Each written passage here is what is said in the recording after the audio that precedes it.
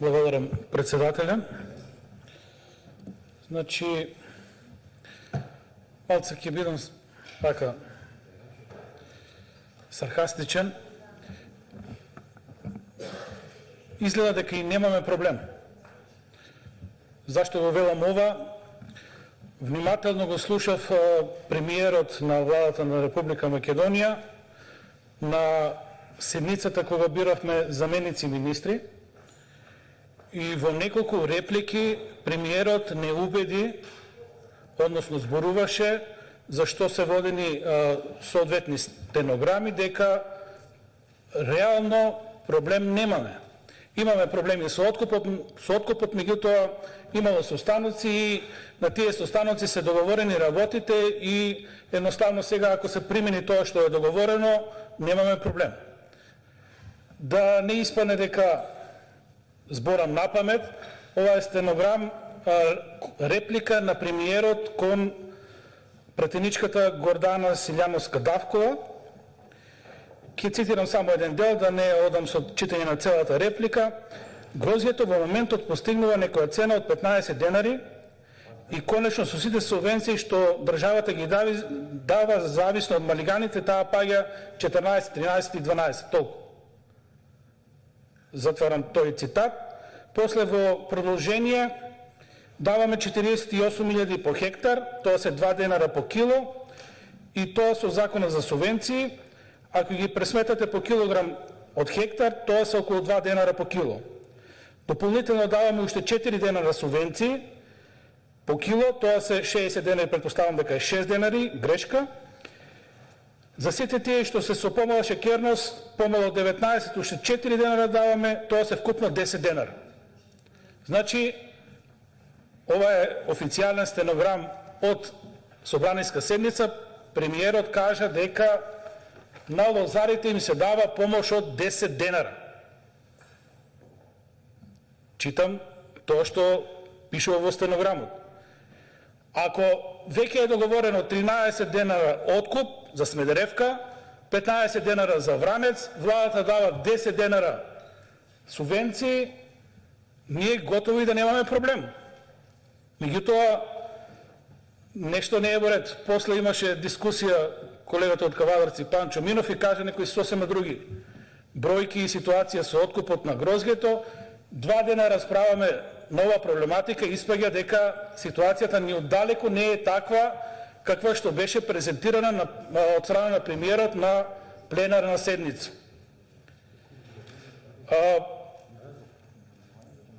Состојбата денес, ќе се навратам нова проблематика уште еднаш, барем сметам дека тоа што е договорено помеѓу лозарите, винариите и владата, на крајот да ја добиеме барем цената 13 денара за Смедеревка, просечна цена, и 15 денара за Вранец, ќе биде испоштувано од ресорното министерство, од институциите и на некој начин ќе ја добиеме таа производна цена, ќе ви кажем и зашто стигаме до неа, која уште еднаш беше потврдена од земјоделците дека минимум 15 денара имаме трошок по килограм произведено грозги.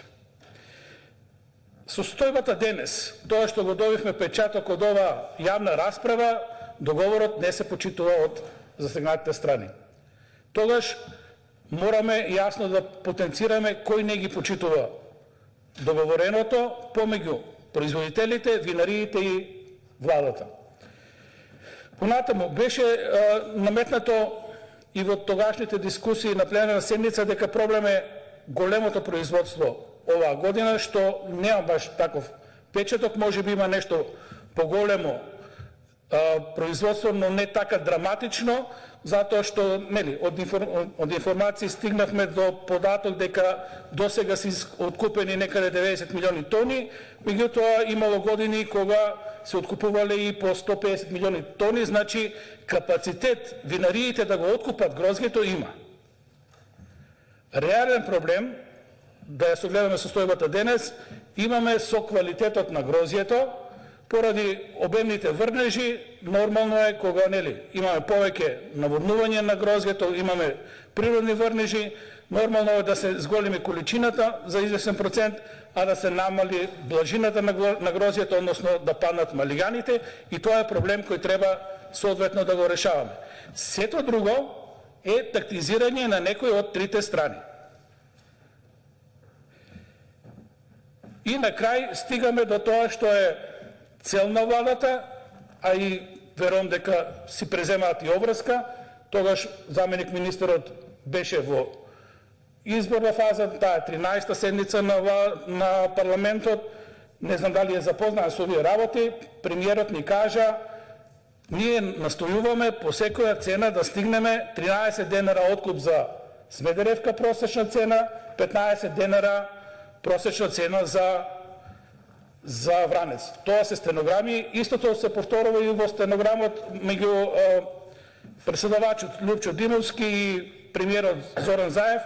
Повторно се потенцира дека владата дава субвенции 11 дена, тука некоја друга математика претhodно беше 10, сега 11, да не ве замарам со бројките, може да се погледат овие стенограми, и на крај повторно се заклучува тоа 13-15. Значи ние немаме проблем. Испаѓа. Владата преку ресорното министерство за Смедеревка ќе даде просечно 13 денара, за Вранец 15 денара.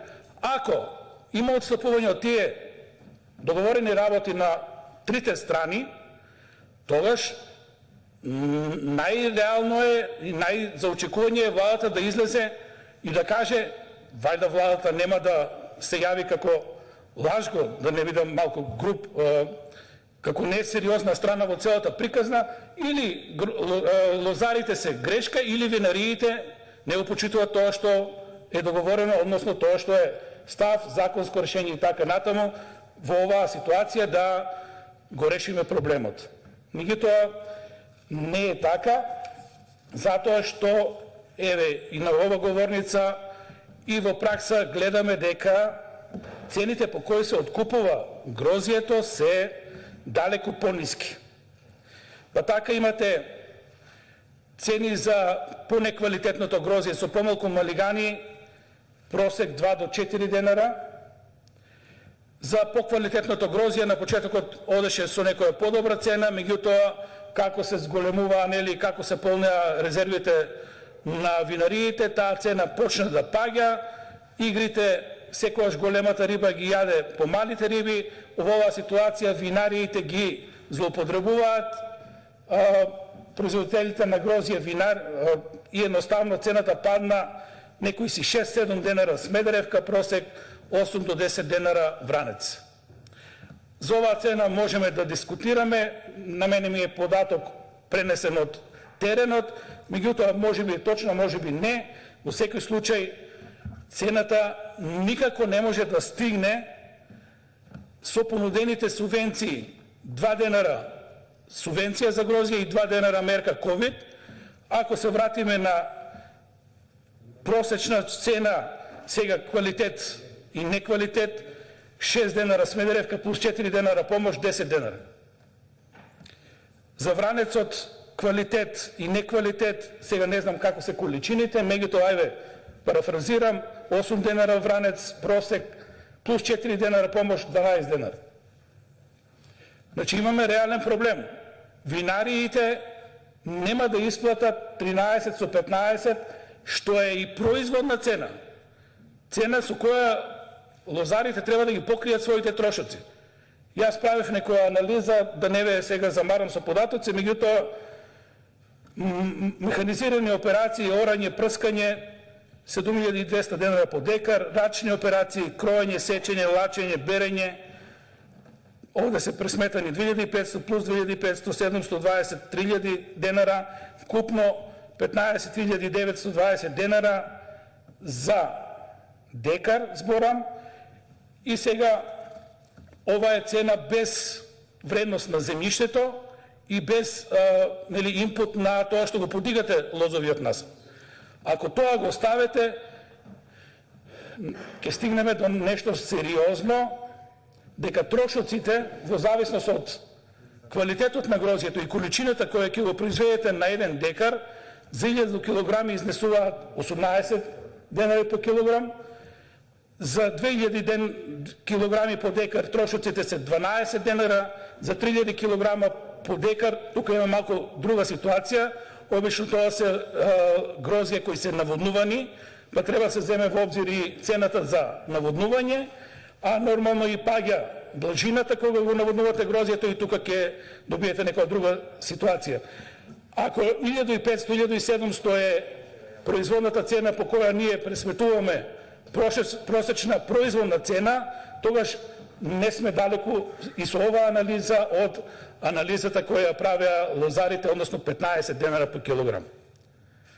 Сега, ако заклучиме дека 10 и 12 денара ни оддалеку не покриваат 15 денара произволна цена, тогаш мерките не ги задоволуваат основните потреби на лозарите. Тогаш мора да размислите за решенија. Едно од решењата е да ја преиспитате мерката за давање 4 динара на винариите за откуп на неквалитетно грозје, затоа што по самата економска логика таа мерка може да се злоупотреби. Вие имате грозје кое го откупувате 2 денара, добивате субвенција 4. Да бидам безобразен, да го фрлам, грозјето ќе ми остане 2 денара.